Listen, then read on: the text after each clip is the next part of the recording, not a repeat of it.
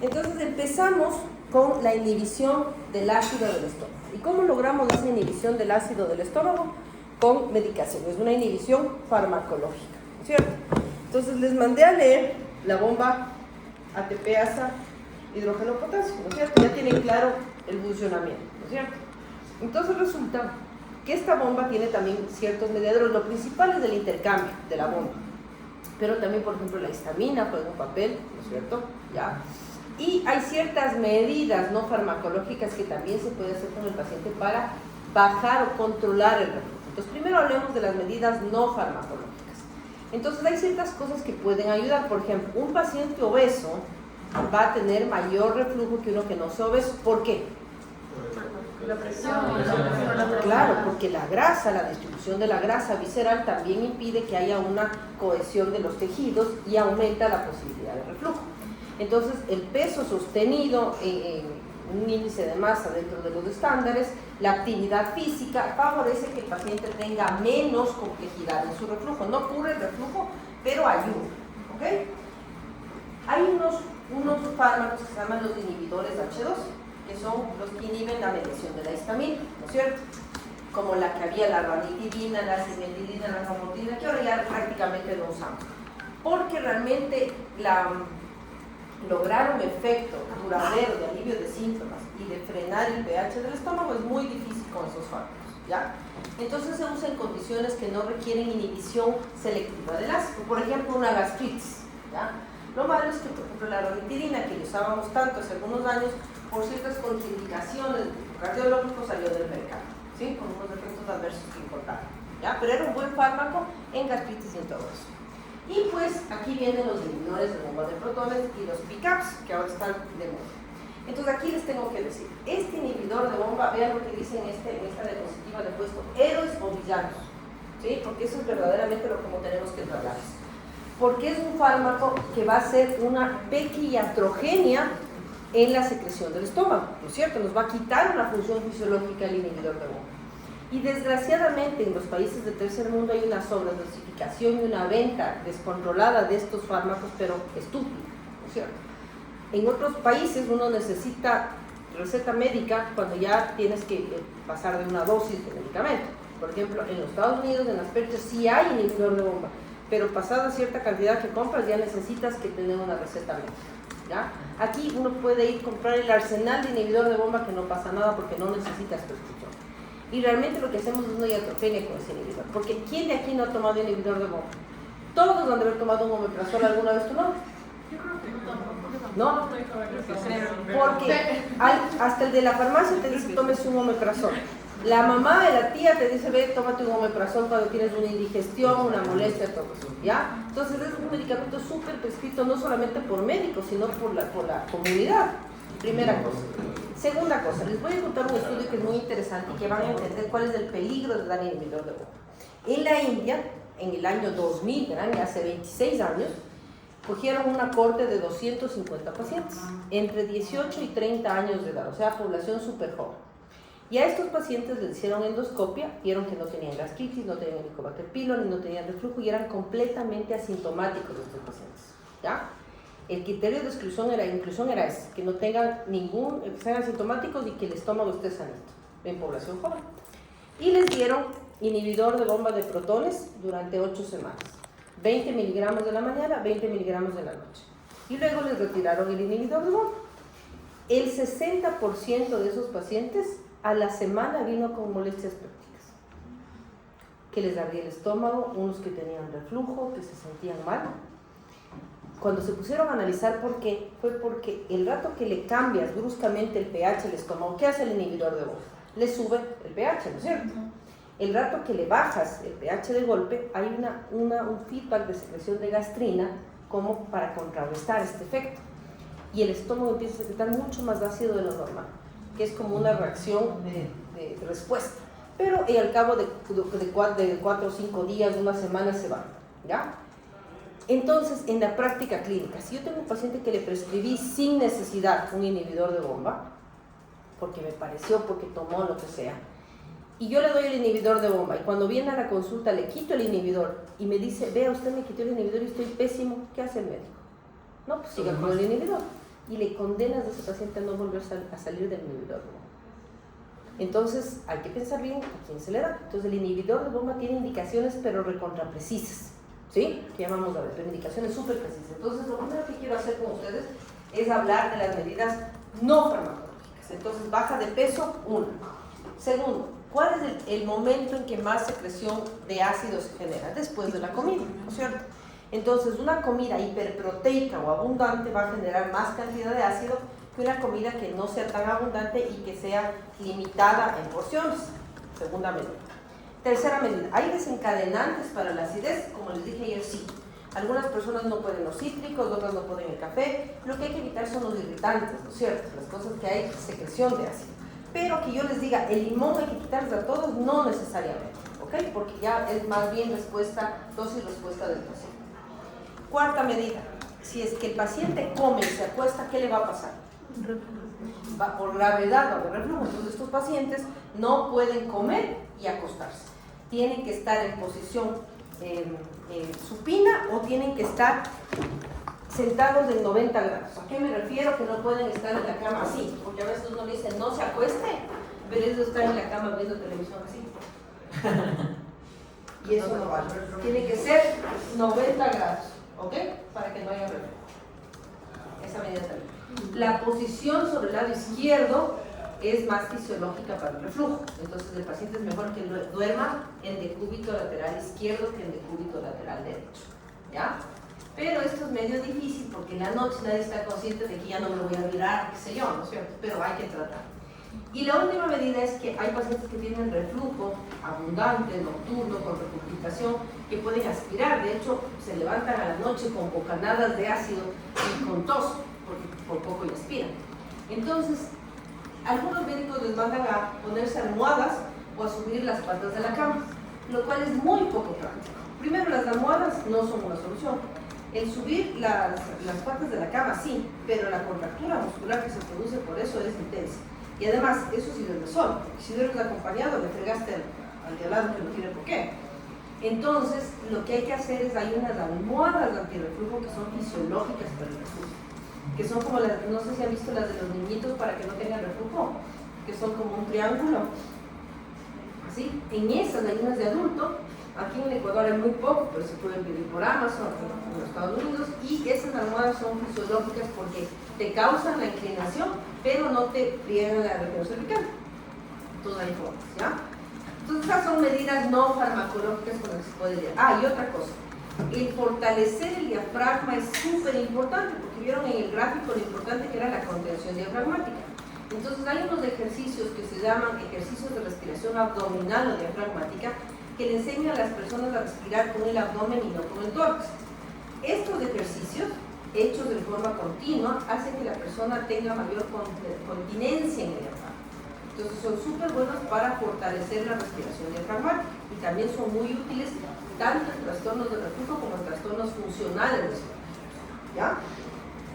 Entonces esas son las medidas no farmacológicas. Entonces vamos a la farmacológica, que es obviamente el inhibidor de bomba de reflujo. Entonces, dicho lo que ya les dije del inhibidor, ¿ya?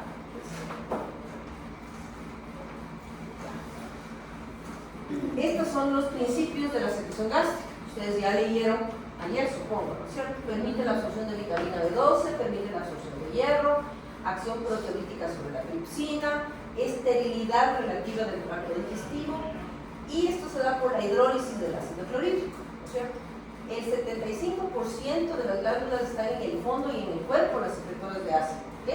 Y el antro secreta gastrina y somatostatina, o sea, las sustancias que permiten que las glándulas se activen y se secreten, ¿ya? Esto es lo que ya les mostré la otra vez, las células parietales, que también tienen que ver la cantidad con edad y el peso, si es verdad. Pero fíjense en este gráfico, las glándulas secretan estas células parietales, pero las bombas activas se encuentran en esta parte de acá arriba. No se encuentran en el fondo de la glándula, sino acá. A medida que van subiendo, se van activando, ¿ok? Eso es importante que sepan para el mecanismo de acción del inhibidor de bomba, ¿ya? Entonces, la producción de ácido clorhídrico es lo que les mandé a ver, ¿no es cierto?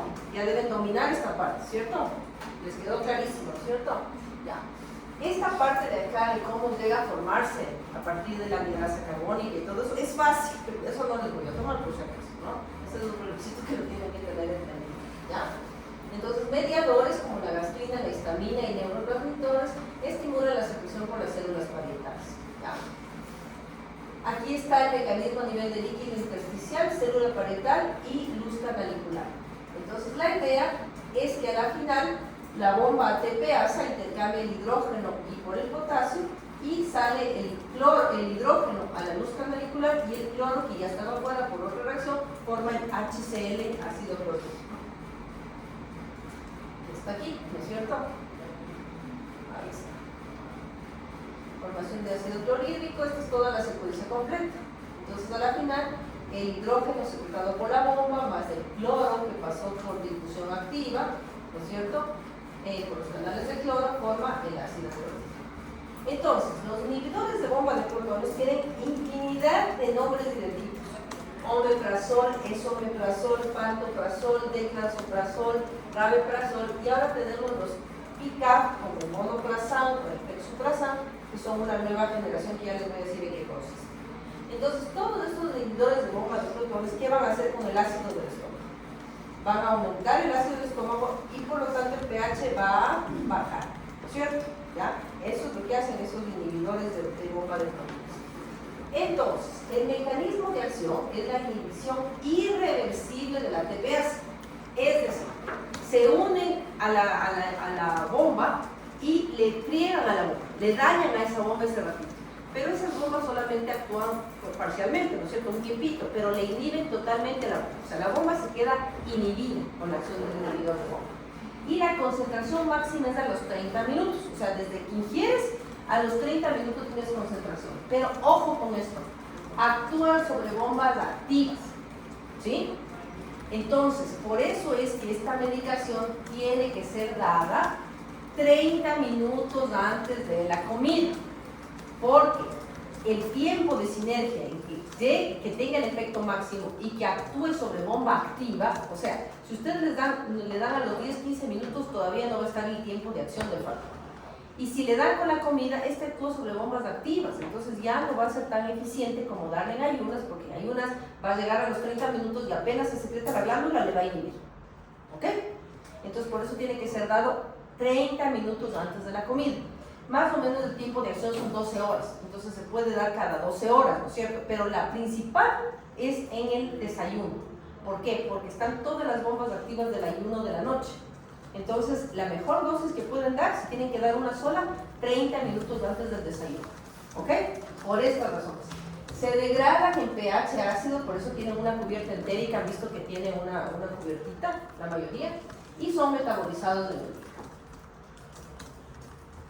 Entonces aquí está el IBP, fase inactiva, la célula parietal, es necesario para el ácido para la activación, después de comer se unen a las bombas y se degrada. ¿Okay? Ya. Actúa sobre la célula estimulada postprandial, concentración mayor luego de ayuno prolongado, inhibe las enzimas que están en la membrana, o sea, no inhibe las de abajo del fondo de la glándula, solo las que están arriba. ¿Okay? Y hay un 66% de reducción del ácido al quinto día. Eso quiere decir que no es que el efecto es inmediato, que el paciente dice al segundo día estoy pésimo, no me sirvió la medicación, sino que más o menos hay que esperar unos 5 o 7 días para lograr el efecto tope en dosis de estándar. ¿Ok? No es que al tercer día no me siento mejor, le voy a subir la dosis. No, hay que tener paciencia y esperar más o menos 7 días para ver si necesita subir la dosis o no. ¿Ya? La administración, hay una administración oral y una endovenosa, también tenemos la prestación endovenosa. ¿Cuál dar? Esto sí, a ver, de todos los estudios que se han hecho, todos tienen el mismo efecto. ¿Okay? Si es que vamos a la farmacocinética y farmacodinámica, en el laboratorio todos tienen el mismo efecto. Pero en la realidad hay pacientes que toleran mejor uno que otro, es así. Y hay pacientes, nosotros vemos todo el tiempo pacientes que tienen indicación de tomar el inhibidor de bomba, por ejemplo, por un reflujo que realmente necesita inhibidor de bomba. Estos pacientes de repente hay que cambiar, hay que hacer un switch de tipo de inhibidor, porque de repente como que deja de funcionar mucho, ¿ya? Entonces hay unos que les sirven mejor unos, otros que les sirven mejor otros, pero en la práctica vemos diferencias que no se ven en la parte de farmacocinética y farmacodinámica. Claro que también nosotros tenemos nuestras preferencias por uno o por otro. Por ejemplo, el pantoprazol es más chiquito. Entonces, personas que no pueden tragar bien, que tienen problemas de deglución, es mejor dar el pantoprazol porque es chiquito. Cuando hay una estenosis péptica, hay el glucosol, que es en granulado, que le puedes dar a uno que no puede tragar pastillas porque está estenosada la luz, o hay que darle endovenoso, ¿cierto? ¿Ya? ¿A qué hora dar? Ya saben, ¿no es cierto? Ah, lo único, hay genéricos y genéricos. Hay genéricos que son muy buenos y hay genéricos que no sirven para nada, ¿sí? Eso sí. ¿A qué hora dar? En ayuno, 30 minutos antes de la comida. Hay que conocer bien las interacciones del fármaco, cuánto tiempo dar y cómo desescalar, ¿ok? Entonces, no es que solamente hay pocas indicaciones que el paciente requiera de largo inhibidor de bomba, por ejemplo, un reflujo, ¿no es cierto? Pero en las otras indicaciones precisas del omeprazol, ¿cuáles son? Reflujo gastroesofágico, triple terapia para H. pylori, ¿sí? Como protección cuando un paciente tiene úlcera, está en el tratamiento de úlcera péptica, úlcera sangrante con endovenosa, o por ejemplo pacientes que toman AINES y quieres dar protección gástrica, ¿sí? O toman medicación fuerte y quieres dar protección gástrica. Esas son las únicas indicaciones del inhibidor de bomba. No sirve para una gastritis leve, para las indigestiones, para la diarrea, no sirve, no es la indicación, ¿ok? Y hay que saber cómo desescalar la dosis. Porque si yo tengo un paciente con dosis máximas, son muy pocos los que mantengo dosis muy altas mucho tiempo. Generalmente con el tratamiento tengo que bajar a la mínima dosis efectiva, ¿cierto? Mientras menos medicación tome el paciente, mejor para el paciente. Son fármacos relativamente seguros, pero sí se ha vinculado a problemas como por ejemplo atrofia gástrica, ¿no es cierto? A ciertos problemas como cólicos del colon, sí se ha vinculado a ciertos problemas. Pero es un fármaco relativamente seguro, eso sí es así, tampoco hay que satanizar de que es débil, ¿ya? Y ahora en el mundo hay una nueva corriente de competidores de los inhibidores de bomba que son los PCAB, ¿ya? Los PCAB en inglés son bloqueadores de ácido competitivos de potasio. Y estos son una clase de medicamentos que inhiben los canales de intercambio del potasio y aumentan rápidamente el pH intragástrico. Son estables en el ácido, estos no son inestables como el inhibidor de bomba, y hacen una inhibición reversible de la bomba. Es decir, le bloquean a la bomba, le inhiben y se van a otra bomba y actúan en otra. ¿Ok? Entonces son más efectivos que el inhibidor de bomba estándar, ¿ya? Y estos actúan sobre glándulas activas e inactivas, o sea, no sobre las de la membrana que están activas, sino sobre todas, inhiben todas las células de la glándula. Entonces, la ventaja de este fármaco es que la inhibición es más potente, es más duradera y no necesitas que el paciente esté en ayuno. Aquí el ayuno ya no interviene porque no actúa sobre bombas activas, sino sobre bombas activas e inactivas. Entonces, se vuelve un fármaco mucho más eficiente que el inhibidor de bomba. Pero ¿cuál es el problema que tenemos con ese fármaco? No requiere activación de alimentos. ¿Y cuál es el problema que tenemos? Que como están ahorita comercializándole, pero mal. Ahora todo el mundo usa estos fármacos. Vonoprazol y fluxaprazol, todo el mundo. Ya dejaron de usar el vonoprazol por novedad. ¿Ok? Pero tiene las mismas consideraciones que les acabo de decir de la inhibición de ácido. ¿Okay? Entonces no es un fármaco de ninguna manera para usar a mano abierta o en condiciones que no requieran estrictamente su uso, ¿ya? Por ejemplo, ¿qué le estamos usando nosotros? Le estamos usando, por ejemplo, para la triple terapia del Helicobacter, porque la inhibición de ácido es mucho mejor, o le estamos usando el reflujo refractarios. Pero así en un reflujo leve, cambiarle ahorita por vonoprazol, no tiene sentido, ¿no es cierto?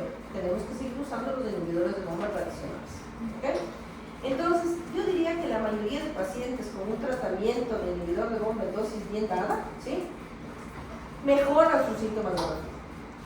¿Qué pasaría si al paciente le estoy dando una dosis alta de inhibidor de bomba o le doy vonoprazol y no mejora? Entonces el paciente puede no sentir mejoría y yo estoy dando dosis propia y te dice no, yo estoy igualito, no me sirve para nada. Lo primero es asegurarse que esté tomando bien el fármaco y en la dosis correcta. Si no está tomando bien, ya.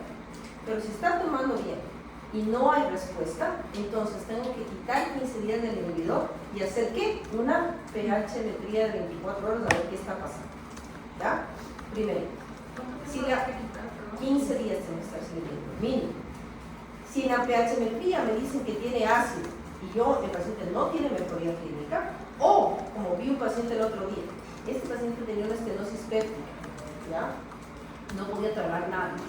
Con el inhibidor mejoró muchísimo y al mes el paciente vino y me dijo estoy mucho mejor. Esperé un mes más, a los 2 meses me dijo ya puedo tolerar casi todo, pero casi todo. Me dice, pero ya estoy muchísimo mejor, o sea, yo ya me curé. A ver, él estaba curado, no podía comer nada, ahora podía comer todo. Muy grandes, no podía.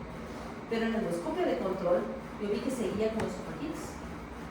Pese a la dosis alta, le cambié a omeprazol, esperé 2 meses más y seguía él bien, pero en la endoscopia de control seguía con esofagitis.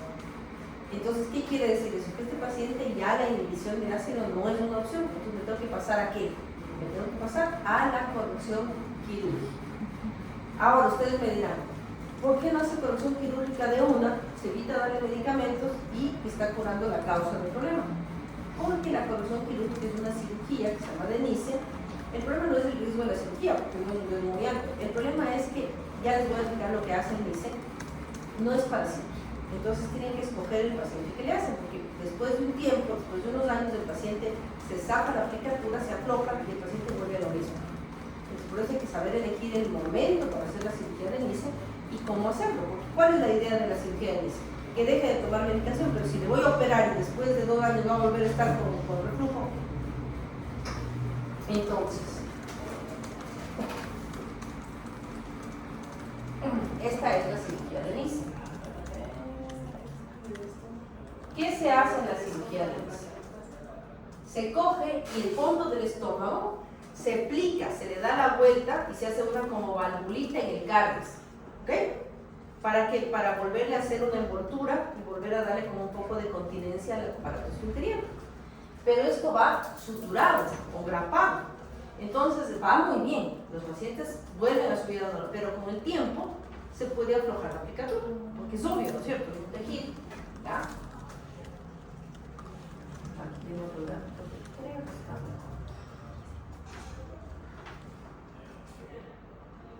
Este es el fondo del estómago, se le da la vuelta y se le cose.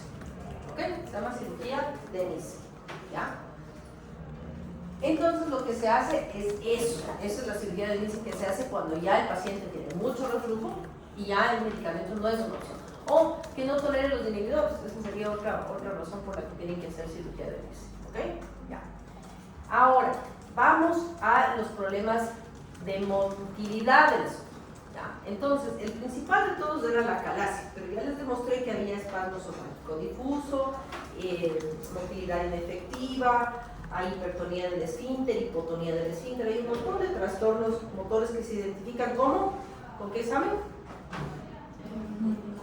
Con la manometría digital, ¿no es cierto? Porque la otra, el soprano de botellita, no funciona. Entonces, lo que hemos descubierto en esta nueva época de la fisiología es que muchos de los trastornos de reflujo no son reflujo como tal. Con la pHmetría y la manometría hemos visto que son trastornos funcionales, o sea que en verdad no es reflujo lo que tiene el paciente, sino ductos supragástricos y tiene molestias que semejan al reflujo pero que no son reflujo. ¿Ya? Primera cosa. Segunda cosa, en los trastornos motores también con el tiempo una esofagitis puede crear un trastorno motor. A la final puede el paciente ser una motilidad inefectiva por el daño de la mucosa prolongado en el tiempo. También pasa eso, ¿ya? Me olvidaba, ¿qué hacemos si el paciente tiene Barrett? ¿Cuál es el tratamiento del esófago de Barrett?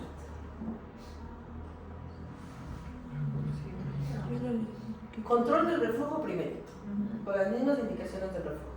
Si no hay malignidad, solamente vigilancia, ¿ok? Pero si empieza a haber displasia de bajo grado, displasia de alto grado, se puede hacer una resección endoscópica del Barrett, que se puede hacer, o se puede hacer una cirugía, ¿ok? ¿Ya? Pero es una patología que hay que estar una vez al año controlando con cronoendoscopía y biopsiando, ¿no es cierto? ¿Ya? A ver, entonces, vamos a los trastornos de motilidad. Si el paciente tiene una acalasia, que es el trastorno más común, depende del tipo de acalasia que sea, porque hay acalasias tipo 1, tipo 2 y tipo 3. ¿Cuál es la que mejor va al tratamiento? La tipo 2, porque tiene algo de motilidad. La tipo 1, como es la peristáltica, va peor. Y la tipo 3, como es un espasmo, también es más difícil de tratar. Pero aquí les quiero hacer razonar sobre el objetivo del tratamiento. Yo puedo con los tratamientos hacer que el esfínter esofágico que está hipertenso se afloje, ¿no es cierto? Eso sí puedo hacer. Mecánicamente puedo, si está así, puedo abrir, pero ¿puedo de algún modo lograr que ese esófago que no se mueva otra vez? No, porque es un daño de las células ganglionares que controlan el movimiento y ya no puedo hacer eso. Entonces hay que saber lo que se le va a ofrecer al paciente, porque no es un paciente que va a volver a trabajar como antes, de ninguna manera, porque no puedo devolverle la motilidad. Puedo abrirle, o sea, puedo hacer que la comida no se quede, que no tenga disfagia de atancamiento, que la comida pase, eso puedo hacer. Pero garantizarle que va a volver a estar normal, no puedo. Entonces a veces los pacientes se frustran porque dicen, no me curó. No, no es que no me curó, sino que tenemos que saber qué le vamos a ofrecer al paciente. ¿Ya? Entonces, ¿qué se hace para abrir el esfínter? Hay algunas cosas que hacer. Se puede dilatar, es decir, meter en balones que se inflan con aire y se rompen las fibras y se abre el esfínter, que es un procedimiento ambulatorio que se puede hacer por endoscopio. Pero con el tiempo, ¿qué va a pasar? Se va a volver a cerrar, ¿no es cierto? Se puede hacer cirugías, ¿ok? Se puede coger y abrir el esfínter, una miotomía. Se llama la miotomía. ¿Saben cómo es esa cirugía?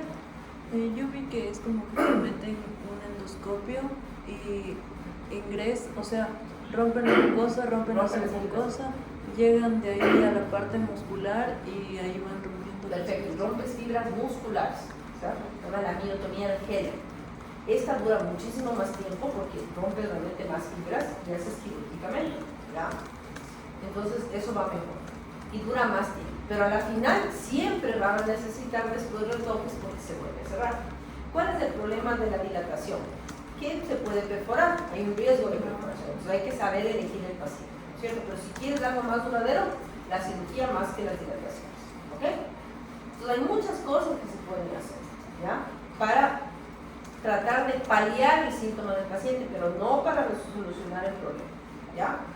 En los otros trastornos, por ejemplo, en el espasmo esofágico difuso, se puede dar inhibidores del calcio, por ejemplo, antagonistas del calcio, ¿ya? También en algunos casos se pone toxina botulínica para hacer que no haya contracciones marcadas, pero el efecto es limitado, ¿no? O sea, 2 o 3 meses y el paciente, pero se puede poner, ¿ya? Entonces hay algunas opciones de manejo de estos trastornos, pero no hay curación, eso quiero que entiendan, que curación no hay sino control de la enfermedad. Ahora ya no vemos tanto, pero antes, ¿saben lo que se hacía? Los pacientes que ya no podían hacer nada, que se volvían a cerrar, les cortaban el esófago y les unían el estómago o el colon, un esófago coloanastomosis, un esófago gastroanastomosis, para que se quede una bocota abierta así y el paciente no tenga la dificultad de que se arranque, ¿ya? Pero eso ya cada vez se hace menos, porque tenemos mejores fármacos, comprendemos mejor la enfermedad, tenemos mejor instrumental endoscópico. Entonces hace tiempos que ya no he visto, pero en casos ya radicales se podría hacer eso, ¿ya? Alguna vez me preguntaron, me dijeron, ¿y si le hace una miotomía, no le da reflujo al paciente? Porque se va a quedar eso abierto. No, porque lo que se hace es controlar las fibras, pero el aparato valvular está intacto, ¿ok? Porque el diafragma está continente, no hay hernia hiatal. ¿Qué pasaría si hay hernia hiatal? Hay que hacer una cirugía diferente. Ahí sí ya no pueden hacer solamente la miotomía, sino que tienen que hacer... ¿ya? Ahí sí se complica la cosa, ¿ya? Lo que sí es que, por ejemplo, en los pacientes que tienen reflujo gastroesofágico o que tienen hernia hiatal, no se puede hacer cirugía bariátrica, no se puede hacer manga, la gastrectomía vertical en manga, porque cuando haces bariátrica, sí te vuelas todo el fondo del estómago para dejar un tubo y esos pacientes se vuelven con un reflujo intratable. Los pacientes que tengan reflujo no pueden hacerse mammogástrico, tienen que hacerse bypass, ¿ok? ¿Ya? Esa es una contraindicación para la manga, en que tengas reflujo o tengas hernia hiatal, ¿ok? Entonces, los trastornos motores se tratan según la causa, ¿ok? Y no se tratan, sino que se controlan, no se curan, ¿ya? Y el paciente tiene que entender más que nada la fisiopatología de su enfermedad, ¿okay? Tiene que aprender a vivir con el trastorno motor. ¿De acuerdo? Ahora vamos, ¿qué hacemos si el paciente tiene cáncer? Si lo que encontramos es un cáncer. Entonces dependerá mucho de dónde está el tumor, ¿no es cierto? Si está en los tercios, en el tercio superior, y es un escamo celular, ¿cuál es el tratamiento? ¿Alguien me dio cuál es el tratamiento si el tumor es un escamo celular? Radioterapia. Radioterapia. La primera opción es la radioterapia. Con eso no son tumores radiosensibles que van muy bien. Pero para dar radioterapia o cualquier otra opción tienes que estadificar bien el tumor. Entonces, ¿qué tendrás que hacer? Ecoendoscopia, tomografía, ver el alcance de la enfermedad, qué tanto ha penetrado en la pared, ¿cierto? Tendrías que hacer un estudio muy bien hecho para plantear la opción. Los adenocarcinomas, en cambio, son sensibles de la quimioterapia y hay que operar, ¿no es cierto? Entonces aquí hay algunos esquemas dependiendo del estadiaje que hagas del paciente, porque hay algunos tumores que, por ejemplo, se hace una quimioterapia neoadjuvante, se le da primero quimio y luego se hace la cirugía. En otros, en cambio, se opera primero y luego se da la quimioterapia. Depende de qué, del caso que estemos tratando. Entonces, generalmente se trata en comités multidisciplinarios, con oncólogo, cirujano general, para ver cuál sería el mejor protocolo para el paciente en concreto, según el estadiaje que hagamos, ¿ya? Las quimioterapias sí van muy bien en carcinomas distales, pero claro, hay que elegir el paciente, ¿no es cierto? Y hay que explicar el objetivo del tratamiento, si es solamente paliativo o se va a tratar de ser curativo, ¿ya? Mientras más temprano le detectes, más posibilidades de mejoría, ¿no es cierto? ¿De qué depende eso? ¿Qué podría salvarle al paciente de tener un cáncer avanzado? Solamente los estudios preventivos.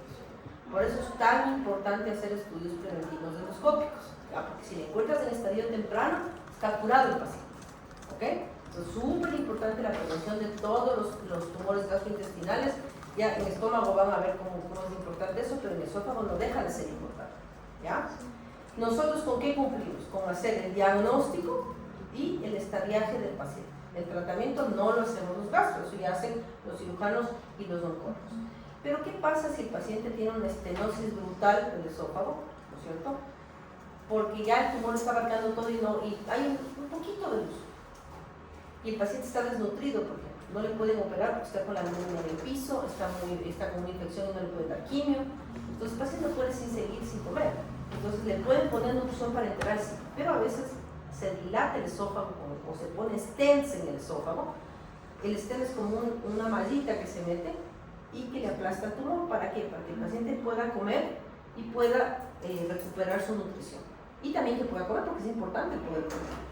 También hacemos el manejo paliativo, con tumores que ya no son susceptibles de operar ni quimio, pero no podemos dejar que el paciente se muera sin comer. Entonces se trata de poner el stent para que el paciente mejore su calidad de vida. ¿Ok? Entonces se puede poner stents temporales o definitivos como tratamiento paliativo. Eso también se puede hacer, hacen los gastroenterólogos que hacen esto en intervenciones. ¿Ya? ¿Qué más? Hay un tratamiento que se hace para el reflujo que es el Strepta, que a la pared del esófago distal le lastima, ¿ok? ¿Para qué? Para que haya como un fenómeno inflamatorio compensatorio y cierre un poco la unión esófago-gástrica, ¿ok? Se hace por endoscopía. No es ningún tratamiento a largo plazo, pero se podría hacer en pacientes, por ejemplo, que no pueden ser operados en este momento y que no toleran el inhibidor de bomba. Se podría hacer para que tenga mejor resultado un tiempo hasta que se logre una solución definitiva. ¿Ok? Déjenme mostrarles aquí algo que tengo.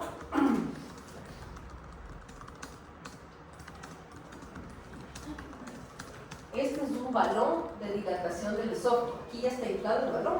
Entonces, por ejemplo, si queremos dilatar la unión esófago-gástrica, el balón pasa la zona de la estenosis, se regresa y cuando estás en el punto le inflas con aire. Entonces va rompiendo de a poquito las fibras, pero tienes que ir midiendo, ¿no? Para que no te perfores del esófago. Entonces vas midiendo hasta que se rompan las fibras y sales. Esa es la dilatación neumática que se llama.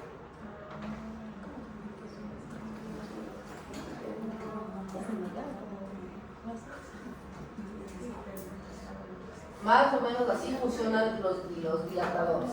Entra el dilatador desinflado, el rato que pasas le inflas y cuando estás ahí empiezas a abrir para que se abra la zona estrecha. ¿Okay?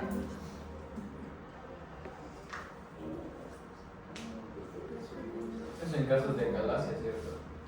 O no, de estenosis, no calasia. También puede ser en casos de estenosis, ¿por qué? Porque hay una estenosis péptica y quieres abrir también las fibras. ¿Okay?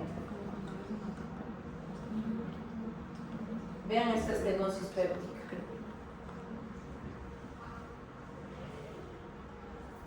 ¿Sí ven? Llega a estar completamente cerrada la luz, pero vean lo lastimado que está el esófago.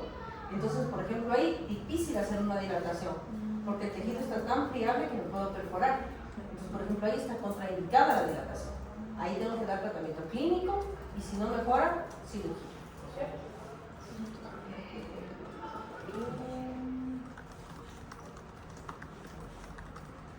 Y quiero mostrarles este es un algoritmo del reflujo gastroesofágico. Entonces, leamos paso por paso. Aquí dice que cuando GERD, que son las siglas en inglés, ¿no es cierto?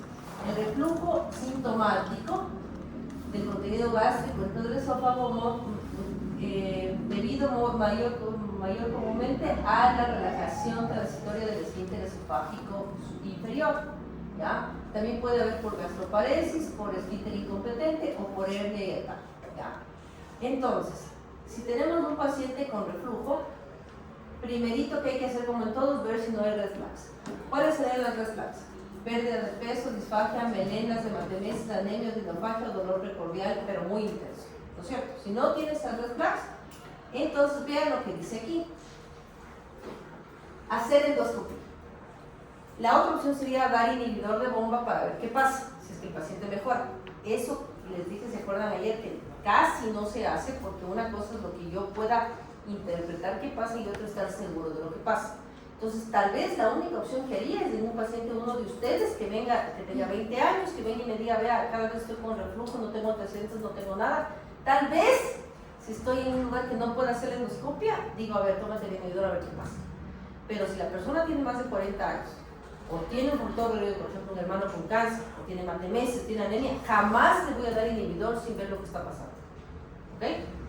Pero lo ideal sería hacer endoscopía, ¿sí? Y si es que veo reflujo, empezar con el inhibidor. ¿Ok? Para eso tengo que ver la historia, hacer el diagnóstico preciso y en el tratamiento, estilo de vida y medicación. Nunca la medicación se puede quitar antes de 8 semanas cuando tenga reflujo. ¿Ok?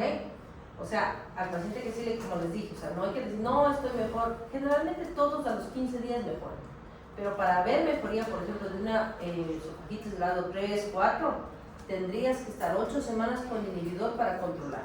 ¿Sí? Antes de 8 semanas no es efectivo hacer el control. ¿Okay? Mínimo 8 semanas. Una pregunta, Doc. Y por ejemplo, o sea, cuando igual fuimos a las prácticas, como que te dijeron que tome omeprazol las 8 semanas y después cada vez que se necesite. O sea, ¿sí estaría bien eso? No. Primero que tienes que, a las 8 semanas que le das el inhibidor de bomba, tienes que controlar al paciente.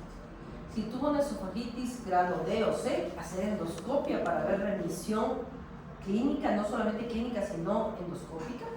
Pero supongamos que era una esofagitis grado A, o sea, unas erosiones chiquitas, ahí ya no necesitas tal vez hacer endoscopia. Ves al paciente en 8 semanas. Si el paciente está bien, le dejaste dosis, por ejemplo, de 20 miligramos o 40 miligramos BID, desescalas la dosis de medicación. Porque le pasa lo que le estoy diciendo, si le quitas de golpe, hay un rebote de síntomas y el paciente va a pensar que está mal otra vez y no necesariamente está mal. Entonces, a las 8 semanas, si está tomando 20 BID, ¿qué haces? Le bajas a 20 QD una semana, ¿sí? Si el paciente sigue bien con los 20 QD, le haces pasando un día el inhibidor y luego retiras.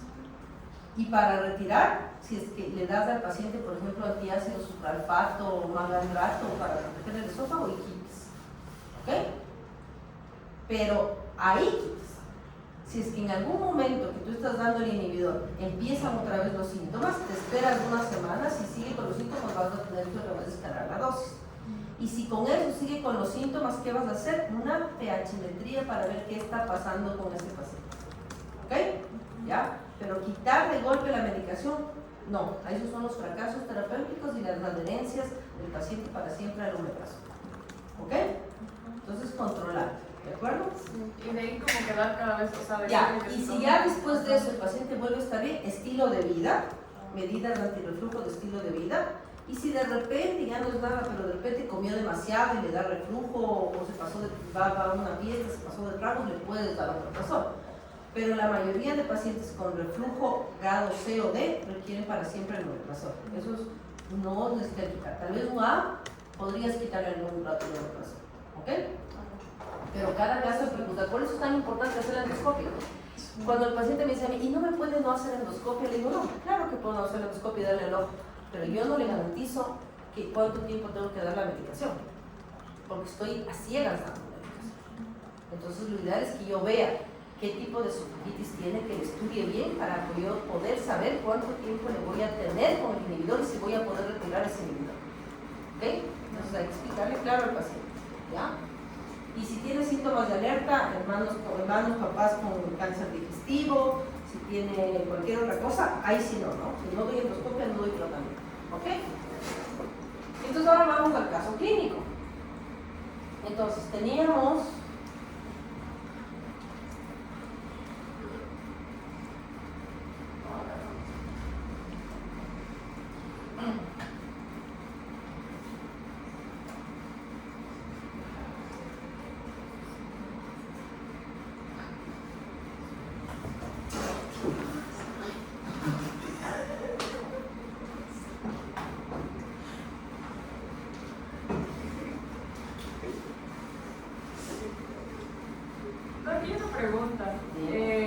¿qué exámenes preventivos se recomiendan para digamos, evitar cáncer? exámenes de qué tipo para qué? Gástrico, o digamos del sistema digestivo. Depende de la edad. Si tienes 40 años, endoscopia alta. Si tienes 45, endoscopia colonoscopia. ¿Ya? A ver, entonces este es el caso clínico. Tú recuerdas que era una paciente de sexo femenino, 45 años, con consumo de alcohol, que no sabíamos si era un problema o no, tabaco, y que tenía un padre con cáncer de laringe, ¿cierto? El cáncer de laringe nos puede predisponer, sí, pero aparato digestivo no necesariamente, pero sí es un riesgo en general, ¿ok? Pero no es un cáncer digestivo que sí nos pondría en más riesgo, ¿no? Ya. Y tiene un antecedente de hace 3 años de gastritis, que vamos a asumir que era gastritis, entonces le vincularíamos con el reflujo, no necesariamente, ¿ya? Pero bueno, ahí está la receta.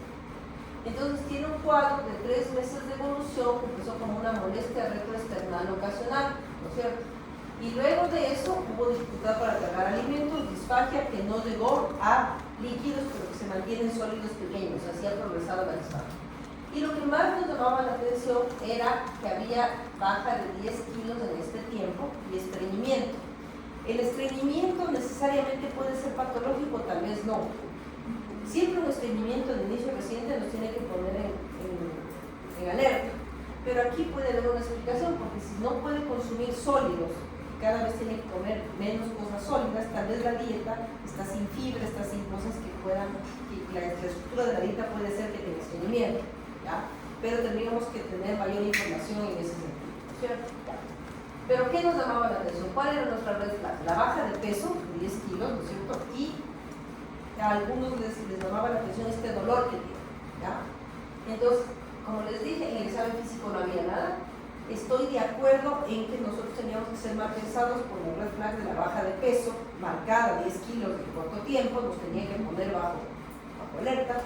Estoy de acuerdo que teníamos que considerar el que esto pueda ser un tumor, completamente de acuerdo, pero no fue un tumor, fue una estenosis péptica.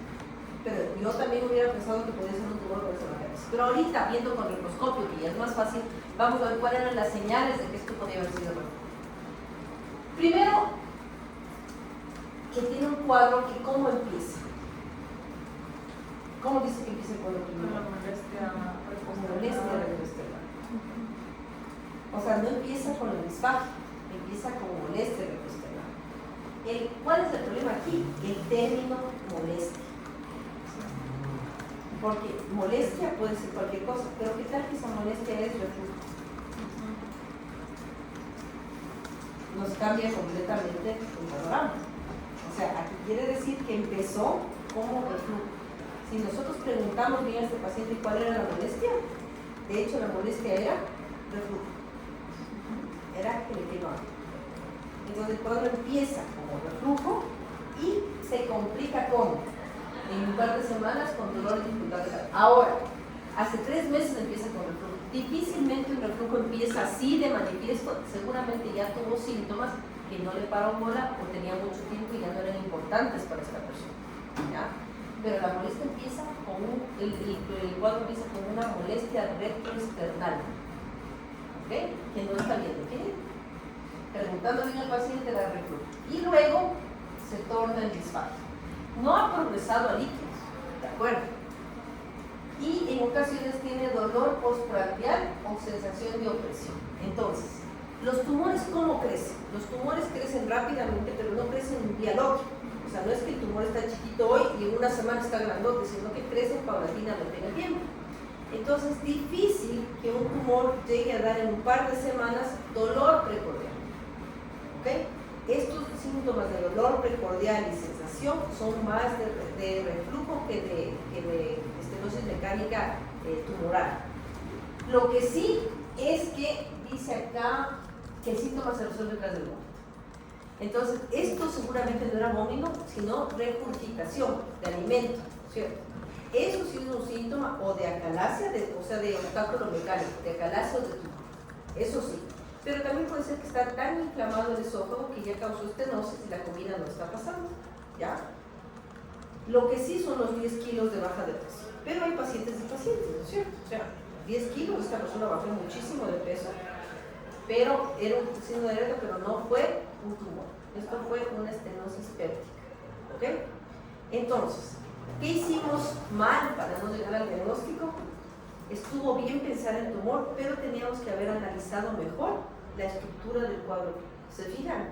Ahorita que les dice que hay cuentos, como que uno se le abre los ojos y dice, sí, de verdad. Pero también la historia. Sí, la historia clínica De tenía. acuerdo, si tenías una historia bien hecha, Digamos, para que vean ustedes por qué es importante hacer una historia clínica bien hecha, ¿se dan cuenta? Porque es importantísimo hacer. Ahorita les estoy enseñando en sangre, con sangre, sudor y lágrimas, porque hay que hacer bien una historia clínica. Si teníamos una historia clínica bien hecha, el diagnóstico estaba hecho. ¿Sí o no? Ya. Pero jugando con la historia clínica mal hecha, que ya no dependía de nosotros, ¿ya? Que siempre depende, porque tú puedes hacer una mejor historia. Si ves una malísima, le pegas una patada en el sitio y es una mejor. Pero supongamos que no podíamos cambiar la historia clínica, sí había cosas que teníamos que pensarlas mejor. ¿Sí o no? Pero no estuvo mal pensar en tumor, les quiero aclarar. Había red flags y había que tomarles en cuenta. Pero les quiero hacer caer en cuenta, ya con el microscopio, las cosas que debimos haber visto mejor. Pero no se sientan mal, porque eso es de experiencia. Uno no aprende esto de la noche a la mañana, solo viendo pacientes y pacientes y pacientes y pacientes, uno aprende a ver esto. ¿Sí? ¿Han visto que dicen, cuando alguien tiene una guardia muy pesada, muchos pacientes dicen, es que qué mala suerte, ¿cómo vienen millones de pacientes en una guardia? No es que mala suerte, es mala suerte para el cuerpo, pero buena suerte para él. Porque el que ve más pacientes es el que más preparado va a estar en la vida. Es como un piloto.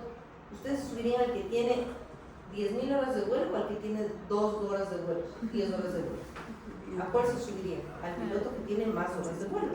Sus horas de vuelo son los pacientes que atienden en el hospital.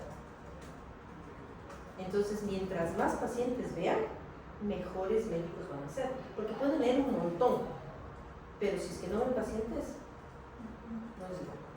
Entonces, cuando tengan una guardia pesada con 20 pacientes, acuérdense de mí que van a ser mejores médicos, dice el cansancio, van a ser mejores médicos que el que dio 2. Si ustedes vieron 10 y el 2, ustedes van a ser mejores que el que dio 2. Esas son sus horas de vuelo. Ustedes son pilotos de este aeroplano llamado medicina. Entonces, mientras más casos vean, más listos van a ser. La historia clínica siempre puede mejorar. Por ejemplo, yo llevo un rato en que dejo ya de ver la historia clínica que hago, porque cada vez que releo, veo que algo puedo mejorar de esa historia. Siempre le encuentro, cuando le leo, encuentro que algo tengo que mejorar. Entonces, hay un rato que digo, ya me voy a hacer. Pero sí tiene que ser completo. ¿Ok?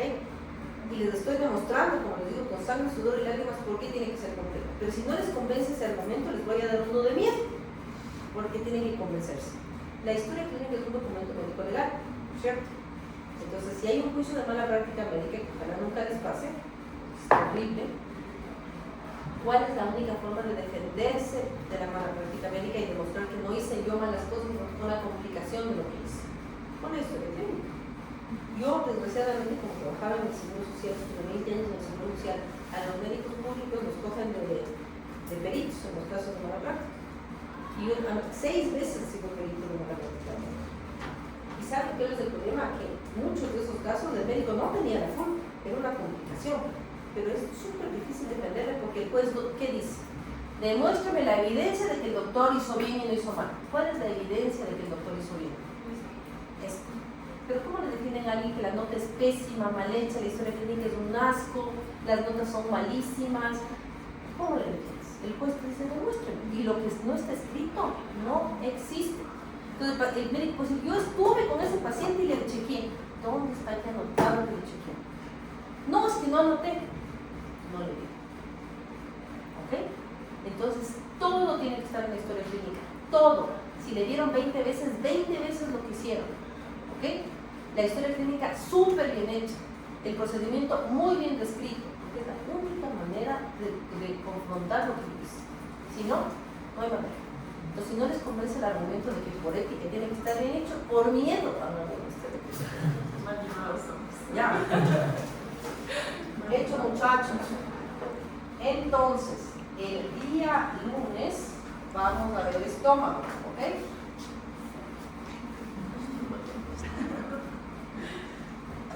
Y sí saben que Paula, ya les dijiste, sí saben todo el horario, ¿cierto? ¿Ya? Ay, se les mandó. Ay, nada, Paula. No ha visto.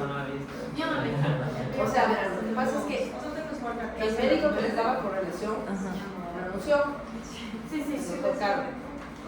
Que yo salieron ganando. No me digas. No me gusta hablar de los colegas, pero salieron ganando. Entonces renunció y vino otro doctor, pero que no va a poder dar clase. Creo que se complicaban con los horarios, que vayas. Entonces encontraron una doctora que les va a dar correlación, pero obviamente tiene sus horarios establecidos. Entonces me pidieron a mí que ceda, me cambien de las 9 a las 10 para que ella les pueda dar de 9 a 10. ¿Ok? Entonces yo van a las 9 a 10 y a las 10 se ven conmigo. ¿De acuerdo? ¿Ya? Gracias. Gracias. Yo que tengo una pregunta.